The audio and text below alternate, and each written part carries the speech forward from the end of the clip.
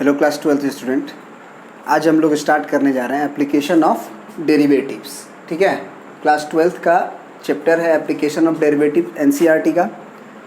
और इसमें जो है बहुत सारे चैप्टर्स आएंगे, जैसे कि पहला आएगा तुम्हारा derivatives as a rate मेजरर।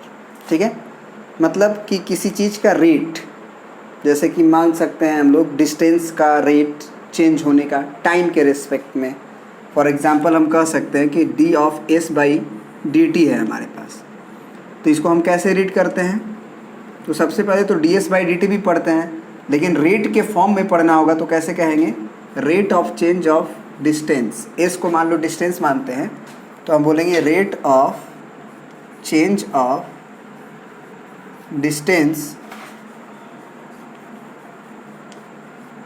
With respect to time. With respect to time, तो ये पहला चीज़ पढ़ेंगे हम लोग, रेट मेजरमेंट, है ना, कि कोई फंक्शन जो होगा किसी दूसरे फंक्शन के रिस्पेक्ट में किस तरह से बढ़ रहा है या किस तरह से घट रहा है। जैसे हम टाइम के साथ साथ जब चलते हैं तो डिस्टेंस हमारा बढ़ता है ना, डिस्टेंस हमारा बढ़ता है। इस तरह से वेलोसिटी टाइम के रिस्पेक्ट में भी बदलता रहता है। आप कभी तेज़ दौड़ते हो, है ना, कभी धीरे दौड़ते हो, तो इस तरह से जो है रेट मेजरमेंट में पहला पढ़ेंगे। दूसरा है किसी एप्लीकेशन ऑफ डेरिवेटिव्स में दूसरा है कि जैसे हम मान लो टर्निंग पॉइंट की ज़रूरत पड़ रही है। जैसे टर्निंग पॉइंट का मतलब हुआ कि ग्राफ मान लो इस तरह से है, तो मान लो इस पॉइंट की ज़रूरत पड़ा। टर्निंग पॉइंट का मतलब जहाँ मैक्सिमम या मिनिमम, लोकल मैक्सिमम और मिनिमम की बात कर रहे हैं, ठीक है ना। ये पॉइंट मिलता है, चाहे ये पॉइंट मिलता है, चाहे ये पॉइंट मिलता है। तो डी मतलब एप्लीकेशन ऑफ डेरिवेटिव जो होता है d y by d x कहते हैं जनरली हम लोग, है ना, क्योंकि हम लोग तो मैथमेटिक्स में y के रिस्पेक्ट में ही हमारा फंक्शन चेंज किया करता रहता है। मान लेते हैं कि y as a function of x है, तो d y by d x का मतलब एफ डेस एक्स, और इसको क्या रीड करेंगे? तो रीड करेंगे rate of change of y with respect to x, है ना। तो d y by d x का पहला एप्लीकेशन रेट मेजरमेंट में। दूसरा एप्लीकेशन होता है टर्निंग पॉइंट निकालने में, जहाँ पे फंक्शन जो होता है तुरंत अपवर्ड से डाउनवर्ड जाता है ना, इंक्रीजिंग डिक्रीजिंग ये भी कह सकते हैं। तीसरा किसी फंक्शन का इंक्रीजिंग डिक्रीजिंग फाइंड आउट करने में। ये सब बारी बारी से हम लोग पढ़ेंगे, ठीक है। फिर किसी फंक्शन का जो है सबसे मैक्सिमम वैल्यू निकालना है, चाहे मिनिमम वैल्यू निकालना है, ये सब को फाइंड आउट करने में हम लोग एप्लीकेशन ऑफ डेरिवेटिव का यूज करते हैं। फिर हो गया हमको अगर इक्वेशन ऑफ टेंजेंट निकालना होता है, जैसे मान लो कि ये पॉइंट हमको x1 और y1 दिया हुआ है, इस पॉइंट पे हमको इस टेंजेंट का इक्वेशन निकालना है, तो इस टेंजेंट का इक्वेशन निकालने में भी हम लोग d y by d x का यूज करते हैं। या फिर अगर इस पॉइंट पे अगर हमको नॉर्मल का इक्वेशन लिखना है, इसका इक्वेशन, यानी कि आप कह सकते हो कि equation of tangent and equation of normal निकालने में भी हम लोग एप्लीकेशन ऑफ डेरिवेटिव्स का यूज करते हैं। तो हम लोग बेसिकली क्या कर रहे हैं कि आर डी शर्मा और प्लस एनसीईआरटी के दोनों, मतलब आप कोई भी वैसे बुक बना सकते हो, आप आर एक्स अग्रवाल भी बना सकते हो, कोई दिक्कत नहीं है। लेकिन हम क्वेश्चन जो है, देखो थ्योरी तो हम सब बुक का दे सकते हैं, जो भी थ्योरी होगा वो सारे थ्योरी क्या होता है कि जिससे हमारे क्वेश्चंस बन जाए। तो आप आर डी शर्मा का भी बनाओगे तो भी बनेगा, एनसीईआरटी का भी बनाओगे तो भी बनेगा, आर एस अग्रवाल का बनाओगे तो भी बनेगा। लेकिन हम लोग बेसिकली जो क्वेश्चंस लेंगे वो एनसीईआरटीज़ का लेंगे एंड आर डी शर्मा का लेंगे, ठीक है ना। तो चलिए स्टार्ट करते हैं। सबसे पहला चैप्टर एप्लीकेशन ऑफ डेरिवेटिव्स का, जो कि एनसीईआरटी का चैप्टर नंबर 6 है ना, इसका चैप्टर नंबर 6 है। और आर डी शर्मा का चैप्टर नंबर 13 है, इसका चैप्टर नंबर आपका 13 है, ठीक है ना। तो इसको अब स्टार्ट करते हैं। तो अभी आपको बताया कि d s by d t का मतलब क्या है? Rate of change of distance with respect to time. उसी तरह से d y by d x का मतलब क्या हुआ? Rate of change of y with respect to time. अब अगर बोल दे आपसे ऐसे कि dy by d x at x is equal to x naught. इसका मतलब ये हुआ कि y as a function of x दिया होगा कोई कर्व, हमने क्या किया है dy बाई डी एक्स निकाला है, मतलब dy बाई डी एक्स का मतलब उस पॉइंट का जैसे x नॉट और y नॉट दिया हुआ है, ये पॉइंट x नॉट और ये y नॉट, और ये कर्व कोई भी है y is equal to f of x का। तो इसका मतलब क्या होता है, meaning of what dy by d x at x is equal to x naught, है ना, कह सकते हैं इसका meaning of dy by d x at x is equal to x naught. इसका मतलब होता है rate of change of y with respect to time, या विथ रिस्पेक्ट टू x है तो with respect to x at x is equal to x naught. ठीक है, this is also a slope. Mathematics के भाषा में एक स्लोप भी है कि इस टेंजेंट का ये जो कर्व है उसका स्लोप क्या है, स्लोप में भी निगेटिव, स्लोप में भी पॉजिटिव। तो बस इतना इंफॉर्मेशन से dy by d x at x is equal to x naught से मतलब समझ गया हम कि rate of change of y, किसी फंक्शन का रेट बदलने का x के रेस्पेक्ट में, यदि वो पॉइंट x बराबर at a point instantaneous rate हम चाह रहे हैं, मतलब एक पॉइंट पे वो फंक्शन किस तरह का बिहेवियर रख रहा है, रेट ऑफ चेंज में किस तरह से बदल रहा है एक्स नॉट पे, उसी को बोलते हैं rate of change of y with respect to x at a point x is equal to x naught. y use भी होता है, ये भी कह सकते हैं कि x is equal to x naught and y is equal to y naught. ठीक है ना, तो अब जो है हम लोग NCERTs के क्वेश्चन से स्टार्ट करते हैं। ठीक है ना, पहला एग्जाम्पल से स्टार्ट करेंगे हम लोग NCERT का। जैसे पहला एग्जाम्पल है आपका कि लिख देते हैं क्वेश्चन, वैसे हम जैसे मान लीजिए कि पहला ही क्वेश्चन है, कह रहा है कि find the rate of change of area of a circle, है ना, rate of change of area of circle with respect to its radius when radius is equal to 5 centimetre.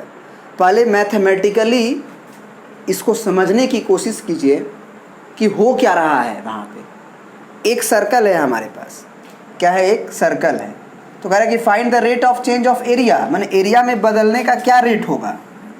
Area में सर्कल का area कब बदलेगा, जब उसका radius बढ़ते जाएगा, r1 r2 r3 r4, तो उनके अंदर का जो जगह ऑक्युपाई जगह है वो बढ़ते जाएगा। तो कह रहा है कि find the rate of change of area of a circle with respect to radius, माने रेडियस बदल रहा है, रेडियस क्या हो रहा है, बदल रहा है, तो उसके एरिया में जो चेंज होगा वो क्या होगा, यदि at r is equal to 5 centimetre, मतलब कि जैसे ही रेडियस हमारा 5 सेंटीमीटर हुआ, कहीं भी हो सकता है, कोई भी एक सर्कल पार्टिकुलर तो बन ही जाएगा उस समय में, तो उसका क्या होगा रेट ऑफ चेंज। तो सिंपल सी बात है, यहाँ पे एरिया ऑफ सर्कल क्या होता है, तो वो होता है पाई r स्क्वायर। तो यहाँ a जो है वो आपका y का काम करेगा और r जो है वो x का काम करेगा। ठीक है, तो हमको निकालना है rate of change of area with respect to radius, तो इसको मैथमेटिक्स में तो यही लिखते हैं, rate of change of area with respect to radius, rate of change of y with respect to x, यही लिखते हैं। तो क्या होगा dA बाई dr, तो एरिया को r के रिस्पेक्ट में डिफ्रेंशिएट करना है, तो पाई के बारे में तो आप जानते हैं कांस्टेंट होता है, r स्क्वायर का डिफ्रेंशिएशन 2r, यानी कि 2 पाई r। अब इस रेट से ही वो सर्कल, उसका सरकमफरेंस होता है ना 2 पाई r, तो इसी रेट से उसका सर्कल का जो एरिया है वो बदलेगा। अब कितना रेडियस पे आपको चाहिए इसका change of rate of change, तो एट कह सकते हो कि now dA by dr at r is equal to 5 centimetre. तो बस सिंपल सी बात है, 2 पाई और r का वैल्यू आप 5 रख दो, यानी कि 10 पाई, 10 पाई है ना, से वो क्या कर रहा है, बदल रहा है, कोई दिक्कत। हाँ, अब ये जो है तुम कह सकते हो कि इसका जो यूनिट लिखना चाहते हो, तो एरिया का आप जानते हो कि सेंटीमीटर स्क्वायर होता है, डिवाइडेड बाई रेडियस का सेंटीमीटर होता है, तो इसका मतलब हो सकता है 10 पाई सेंटीमीटर। आंसर क्या लिख देंगे हम लोग कि इसका जो आंसर है वो 10 पाई सेंटीमीटर स्क्वायर पर सेंटीमीटर है, या फिर सिंपल 10 पाई सेंटीमीटर, क्योंकि सेंटीमीटर से सेंटीमीटर कट जाएगा। अब आते हैं एग्जाम्पल नंबर 2 पे, इसको देखते हैं कि वो क्या कह रहा है। ठीक है, इसको मिटाते हैं। चलिए सेकेंड नंबर क्वेश्चन पढ़ते हैं। कह रहे कि the volume of cube is increasing at a rate of 9 cubic centimetres per second, है ना। How fast is the surface area increasing when the length of an edge is 10 centimetre. इसको ध्यान से पढ़िए और समझिए कि क्या कह रहा है क्वेश्चन। कह रहा है कि द वॉल्यूम ऑफ क्यूब, यानी कि क्यूब का volume is increasing at a rate of, तो increasing at a rate of का मतलब क्या,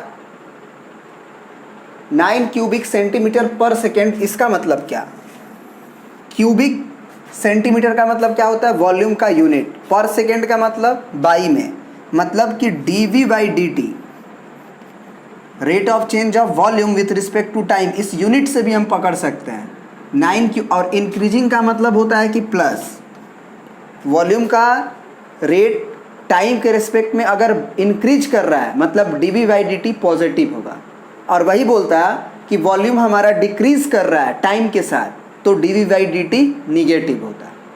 ठीक है ना, मतलब अगर इंक्रीज कर रहा है कोई चीज़ तो उसका रेट जो होगा वो पॉजिटिव होगा, और डिक्रीज कर रहा है कोई चीज़ तो नेगेटिव होगा। तो इससे पकड़े 9 क्यूबिक सेंटीमीटर का मतलब हुआ 9 सेंटीमीटर क्यूब, और पर सेकेंड, तो पर सेकेंड मतलब सेकेंड होता है टाइम का यूनिट। तो ये हुआ हमारा गिवन क्वांटिटी। फिर बोल रहा है कि how fast is the surface area increasing, मतलब कि हमको फाइंड आउट करना है dA बाई dt, माने कि एरिया जो है उसका जो रेट ऑफ चेंज है टाइम के रिस्पेक्ट में वो क्या है। How fast the surface area increasing when the length of edge is 10 centimetres. तो चलिए काम करते हैं। आप पहले ये बताइए हमें कि वॉल्यूम ऑफ क्यूब होता क्या है। ये क्वांटिटी तो हमको दिया हुआ है ना, लेकिन आपका बताइए कि वॉल्यूम क्या होता है क्यूब का। तो आप कहिएगा L का क्यूब, यही होता है। लेंथ का क्यूब होता है या साइड का क्यूब होता है। तो हम मान लिए उस क्यूब का जो लेंथ है मतलब एक एड्ज का, वो हमारा L है ना, L है। तो क्वेश्चन दिया है dv बाई dt, तो आप भी क्या करो कि L क्यूब को L के रेस्पेक्ट में डिफ्रेंशिएट मत करो, बल्कि T के रेस्पेक्ट में करो, तो है ना। तो ये कितना हो जाएगा 3L square into DL by dt। L cube का होगा डिफ्रेंशिएशन 3L स्क्वायर। अब यहाँ T का तो रेस्पेक्ट नहीं है जो आप कर सकते हो, ये हम कह सकते हैं कि ये एक चैन रूल से होगा, क्योंकि L T का फंक्शन नहीं है। तो L क्यूब का डिफ्रेंशिएशन 3L स्क्वायर, फिर L का डिफ्रेंशिएशन करेंगे तो सॉरी DL बाई dt। कोई दिक्कत, ये क्वांटिटी है। और यहाँ से dv बाई dt हमें पता है 9, यूनिट वगैरह भूल जाओ कुछ देर के लिए, 3L square into DL by dt। ये 3 से कट गया, यानी कि DL बाई dt कितना आया, DL बाई dt कितना आया, तो वो आया हमारा 3/L स्क्वायर। अब हमको dA बाई dt निकालना था, तो क्या दिक्कत है, क्यूब का सरफेस एरिया कितना होता है 6 इंटू L स्क्वायर। तो dA बाई dt कितना होगा, क्योंकि हमको rate of change of area with respect to time निकालना था। तो 6 2 12 और L, हाँ L स्क्वायर का डिफ्रेंशिएशन होगा ना, 6 तो बाहर है ना भाई, L स्क्वायर का 2 इंटू L, फिर L का T के रेस्पेक्ट में, तो DL बाई dt। ऐसे नहीं कि बस 2L लिख सकते हो, नहीं, T के रेस्पेक्ट में डिफ्रेंशिएट कर रहे हो, तो L थोड़ी है कि डायरेक्ट 2L हो जाएगा, और L का L के रेस्पेक्ट में 1, यहाँ L का T के रेस्पेक्ट में करना है तो DL बाई dt लिखना पड़ेगा। तो यहाँ से आप DA बाई dt क्या लिखोगे, तो ये हो जाएगा 12 इंटू L, और यहाँ DL बाई dt, तो DL बाई dt का वैल्यू है 3/L स्क्वायर, तो 3/L²। अब आपको जो rate of change of area है विथ रिस्पेक्ट टू टाइम वो L बराबर कितना पे चाहिए, तो जब लेंथ उसका 10 सेंटीमीटर हो जा रहा है तब चाहिए। तो L का मतलब 10 सेंटीमीटर लिख दो, तो ये कितना हो जाएगा 12 × 3 36 डिवाइडेड बाई 1 to L बचेगा क्योंकि 1 to L से कटेगा, तो 36 डिवाइडेड बाई L। L का मतलब 10 सेंटीमीटर, यानी कि इसका जो एरिया है 3.6 होगा, और एरिया का यूनिट होता है सेंटीमीटर स्क्वायर, और टाइम का होता है सेकेंड, तो सेकेंड, यानी 3.6 सेंटीमीटर स्क्वायर पर सेकेंड से इसका एरिया जो है वो बदलेगा, इसका एरिया जो है वो बदलेगा। ठीक है ना। तो आई होप कि ये आप समझ गए हैं। अब आते हैं नेक्स्ट क्वेश्चंस पे, इसमें इतना ही रहने देते हैं, प्रिंट आउट कर लीजिए आप।